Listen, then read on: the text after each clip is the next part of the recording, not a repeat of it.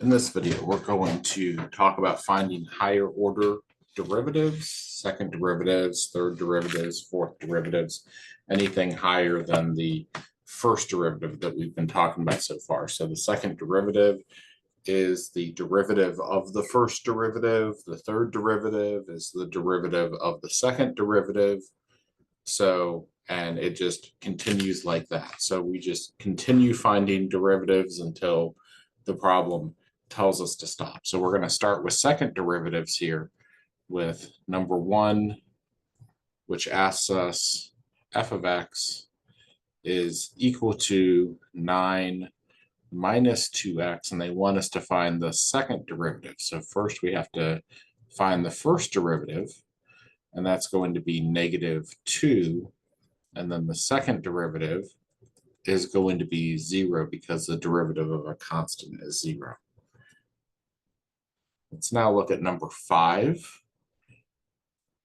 5 says g of t is equal to 1/3 t cubed minus 4t squared plus 2t. So g prime of t is going to be 3 times a third is 1. So that's going to give me a t squared. 2 times a negative 4 is a negative 8. Drop the exponent by 1, I get t.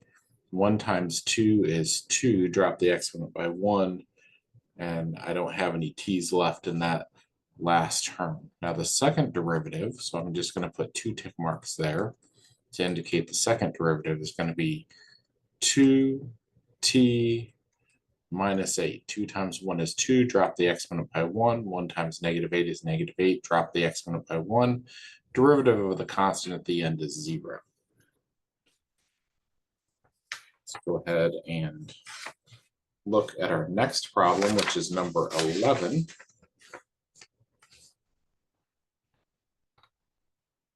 Make some space for this. Number 11 says f of x is equal to x plus 1 over x minus 1, and we still want to find the second derivative. Yes. So first derivative, we're going to have to use the quotient rule. So this is u over v. U is equal to x plus 1. V is equal to x minus 1. U prime is equal to 1. V prime is also equal to 1.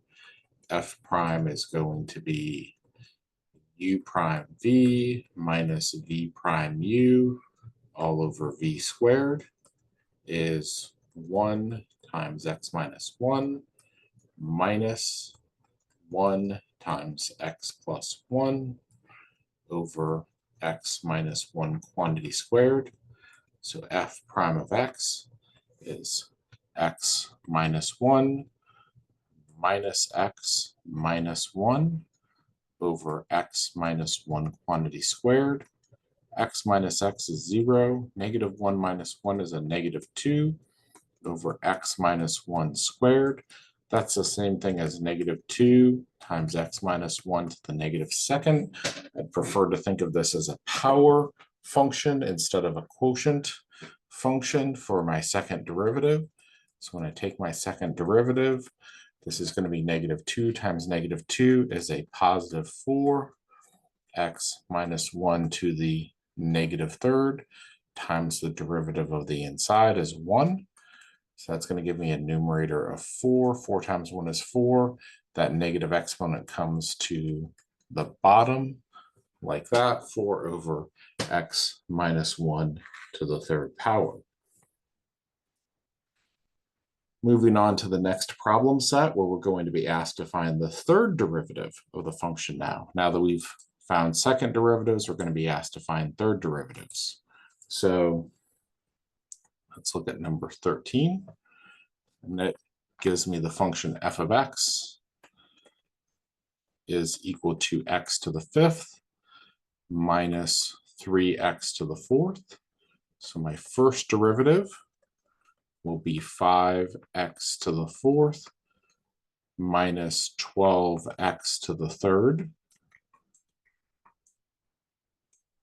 And my second derivative will be 20x to the third minus 36x to the second.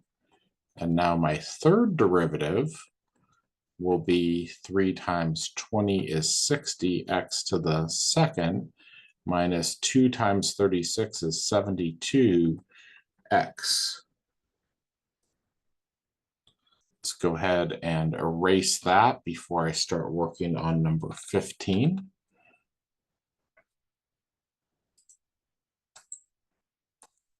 Number 15 says f of x is equal to 5x times x plus 4 to the third. Now I don't want to expand x plus 4 to the third all the way out to just get a basic polynomial. I want to deal with this as a product rule. This is u times v. So that means that u is 5x, v is x plus 4 to the third, u prime is 5, v prime is 3 times x plus 4 to the second times 1 is 3 times x plus 4 to the second. My f prime of x is going to be u prime v plus v prime u is 5 times x plus 4 to the third plus 3 times 5 is 15x from that u right there times x plus 4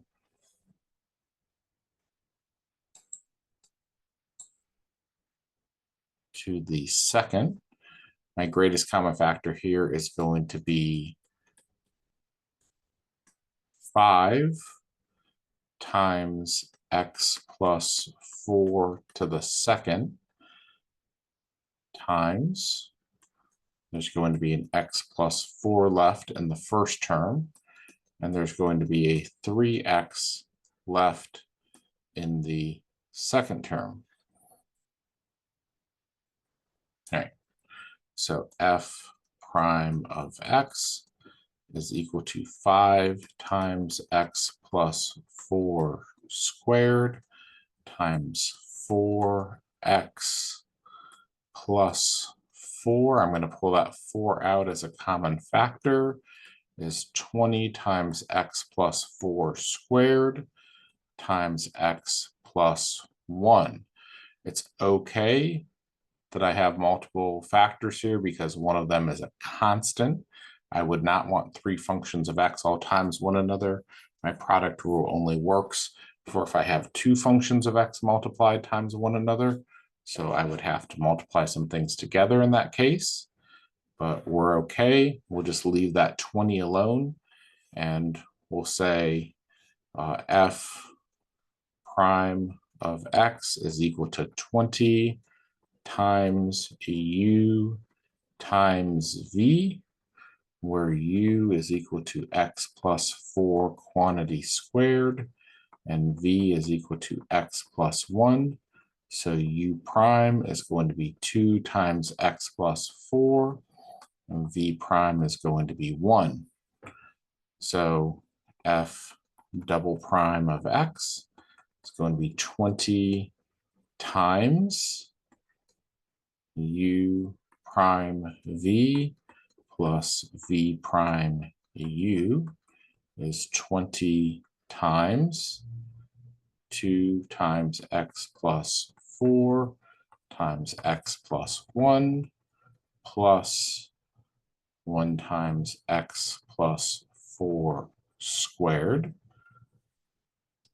So f double prime of x is equal to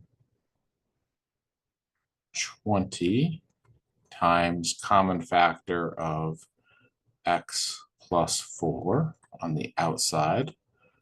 Inside is 2 times x plus 1 is 2x plus 2. and we have a leftover x plus 4. So that gives me 20 times x plus 4 times 3x plus 6.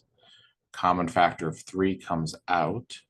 F double prime of x is equal to 60 times x plus 4 times x plus 2.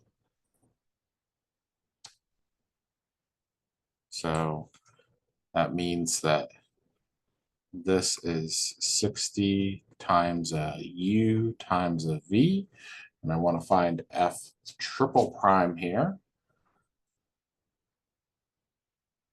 for this problem. That's going to be 60 times u prime v plus v prime u is 60 times, and then I have to figure out what that is. So u is x plus 4, v is x plus 2, u prime is 1, v prime is 1. So f triple prime of x is 60 times 1 times x plus 2 plus 1 times x plus 4 is 60 times x plus 2 plus x plus 4. F triple prime of x is 60 times 2x plus 6. 2 comes out, times 60 is 120, x plus 3. So that was number 15. And they just call that 120x plus 360 in the textbook. It's the same thing, so we have the same answer. Let's look now at number 17.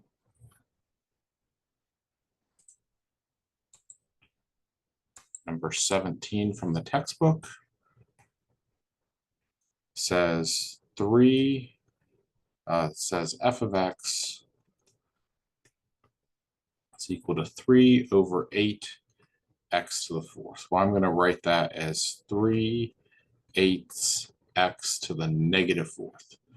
So that gives me f prime of x is equal to a negative 12 x to the negative 5th over 8 is equal to a negative 3 x to the negative 5th over 2. I just took out the common factor of 4. F double prime of x is equal to 15x to the negative 6th over 2. Nothing common between 15 and 2, so I'm done there. And then f triple prime of x is a negative 90 x to the negative 7th over 2. We'll make that negative 90 divided by 2 is a negative 45. X to the negative 7th is a negative 45 over x to the 7th. This is 15 over 2x to the 6th.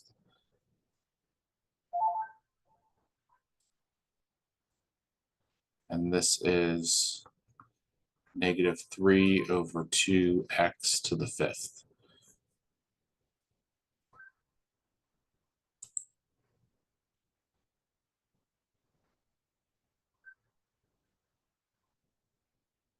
Let's keep going.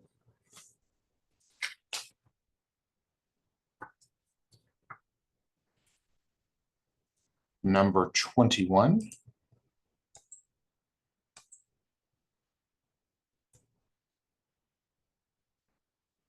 is f of x is equal to the square root of 4 minus x. And they ask us to find f triple prime of -5. So we haven't been asked to do this yet, but what if they ask you to stick in a particular x value after we find that higher order derivative? So let's do that here. So f of x is equal to 4 minus x to the 1/2 power. F prime of x is equal to 1/2 4 minus x raised to the -1/2 power times the derivative of the inside is -1. So that's going to give me f prime of x is equal to a -1/2 4 minus x to the -1/2 power. Second derivative is going to be a -1/2 times a -1/2 is a +1/4. 4 minus x to the -3/2 power times the derivative of the inside is -1. So that's going to be f double prime of x is a -1/4 4 minus x to the -3/2 power. F triple prime of x is going to be -3/2 times -1/4 will be 3/8. 4 minus x to the -5/2 power times -1. So that's going to be a -3/8 4 minus x to the -5/2 power. Now we're told to stick -5 in to the third derivative, and that's -3/8 4 minus a -5 raised to the -5/2 is -3/8. And then this is going to be 4 plus 5 is 9. Be 9 to the 5/2 power in the denominator since it's a negative exponent. So f triple prime of -5 is a -3/8. And then the square root of 3, the square root of 9 is 3 to the 5th power. That 3 cancels out with one of those 3's and makes 3 to the 4th. So that's a -1/8 times 81 will be a -1/648. Okay. Let's keep going here. The next problem in our problem set will be number 25. Number 25 asks us if f prime of x is equal to 2x squared, find f double prime of x. Well, that's an easier problem because we just need to find the derivative of that first derivative. So f double prime of x is equal to 2 times 2 is 4x, and we don't have to stick anything in there for that one. So that was it for number 25. Let's look now at number 27. 27 tells us that f triple prime of x is equal to 4x to the -4th, and tells us to find the fourth derivative, which we're going to denote derivatives of the fourth order and higher with parentheses around them and the number, instead of trying to do all these prime notations, because then we'll get into either needing to use Roman numerals with IV and V, and it just gets messy if we're trying to do that idea of Roman numeral notation. We just stop doing it at 3. And we can use Roman numerals. That's another way to do it, but we just usually write the number of the order of the derivative in parentheses there to denote that we're talking about a 4th derivative. So we already have a 3rd derivative here. So we want the 4th derivative to be the derivative of this will be negative 16x to the negative 5th.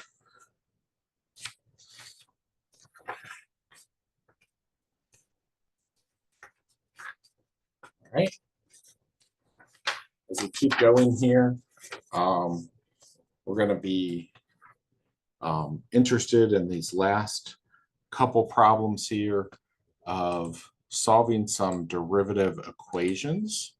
So we're still using higher order derivatives, but we're just going to solve the equation that the second derivative is equal to 0. So number 31 says f of x is equal to x cubed minus 9x squared plus 27x minus 27. We're told to solve for x if f double prime of x is equal to 0. So let's find that second derivative. That's the first derivative is 3x squared minus 18x plus 27. And the second derivative will be 6x minus 18. And then because of our equation, we're going to set that equal to 0.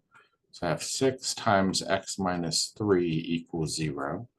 Divide both sides by 6, and we get x minus 3 equals 0. Add 3 to both sides, and our answer is x equals 3.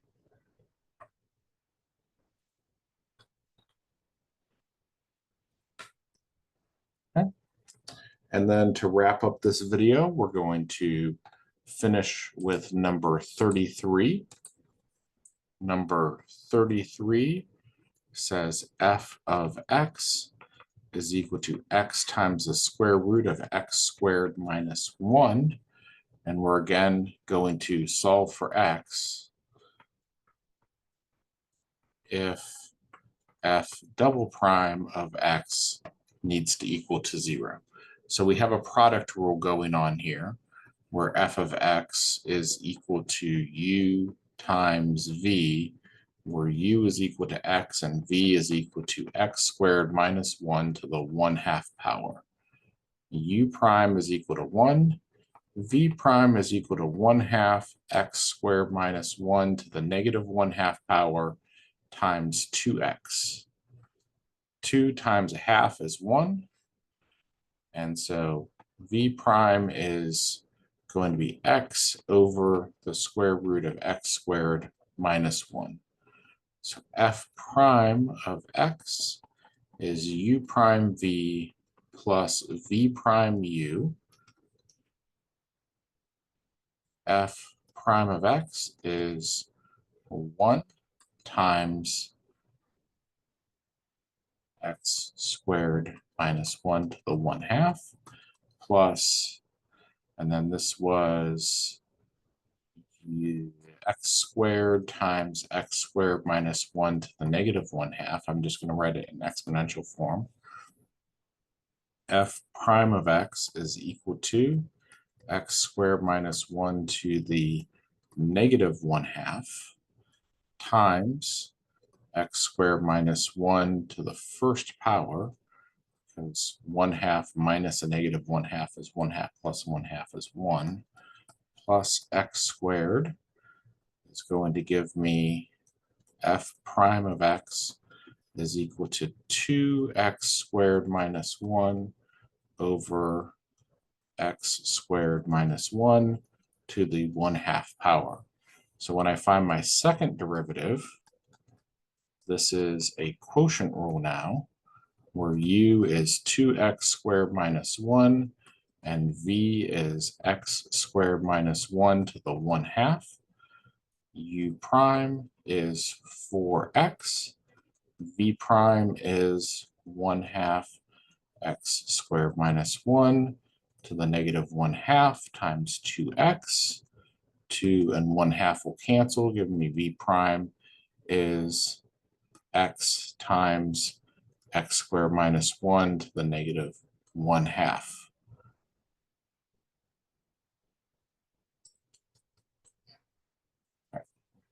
So f double prime is going to be u prime v minus v prime u all over v squared is going to be 4x times x squared minus 1 to the 1/2 minus x times 2x squared minus 1 times x squared minus 1 to the negative 1/2 all over x squared minus 1. And that was to the 1/2 and was squared. So that's why the exponent became 1. So f double prime of x is equal to, I have a common factor of x. I have a common factor of x squared minus 1 to the negative 1/2.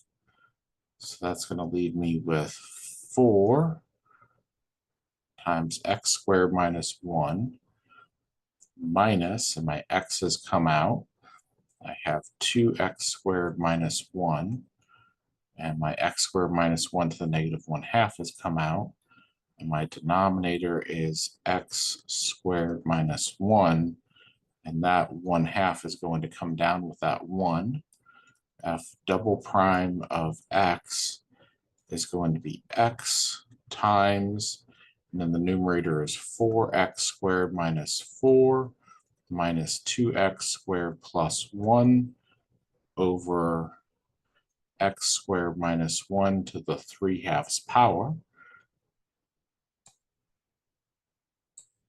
So f double prime of x is equal to x times 4x squared minus 2x squared is x squared.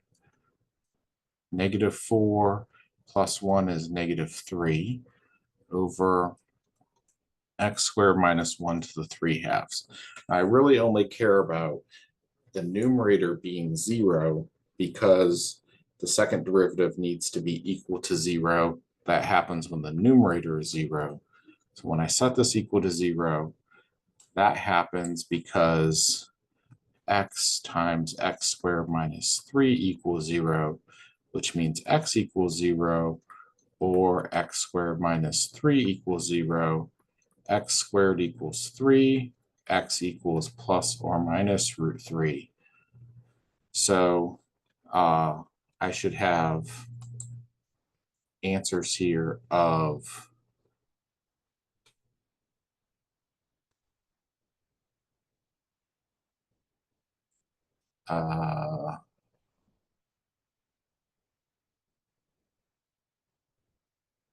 not that. So let me see if I can find my mistake. Real quickly, it should be x equals plus or minus root 6 over 2. So coming back up here, x over that. So that is u prime v minus v prime u. That's good. Factor that out. That's good. 2x squared minus 1 over, that's in the denominator, 2x squared minus 1, x squared minus 1 to the 1/2. That's a 4x. That is 1/2 and 2. So this is an x, that to the negative 1/2. So this is u prime v, that's the 1/2 minus v prime AU all over v squared is, and when I factor out the common factor of x and x squared minus 1 to the negative 1/2 leaves me with 4 and x squared minus 1 to the first minus 2x minus 1, 4x minus 4 minus 2x squared plus 1. So that is 2x squared. 2x squared minus 3. There's my mistake right there. 2x squared minus 3 is going to give me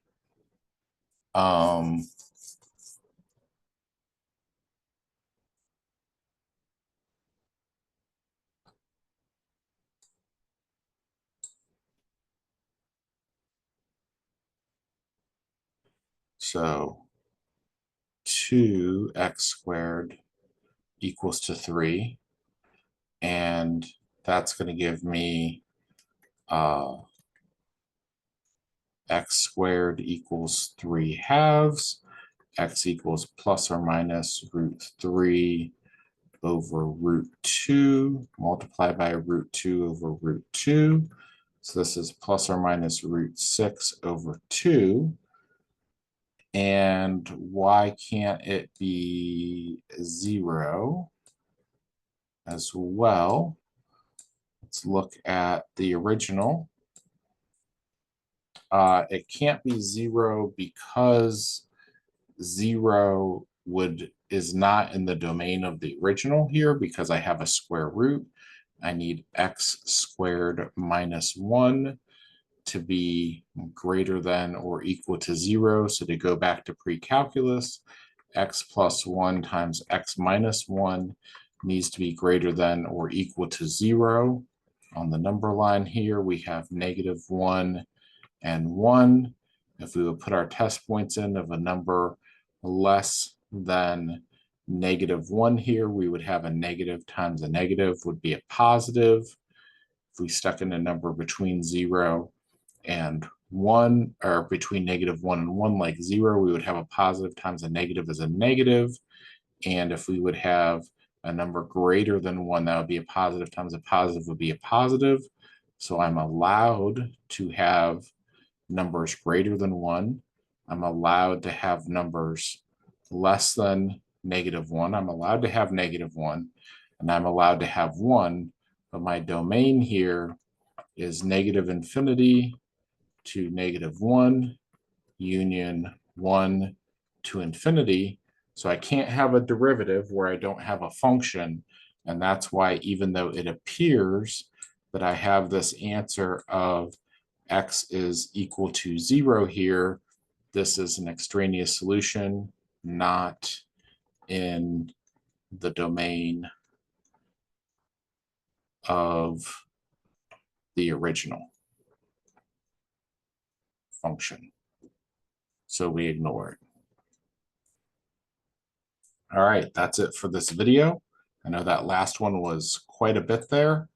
So make sure you pay attention to your domain of your original function when you're answering these questions about equations, and pay careful attention to factoring out those negative exponents, how that works, and things like that. That's going to be something you're going to be doing sometimes going forward. So when we come back, we'll do some applications with some physics types things with velocity and acceleration, and what those have to do with first and second derivatives as it relates to the position equation. So, but that's it for this video. See you for the next video.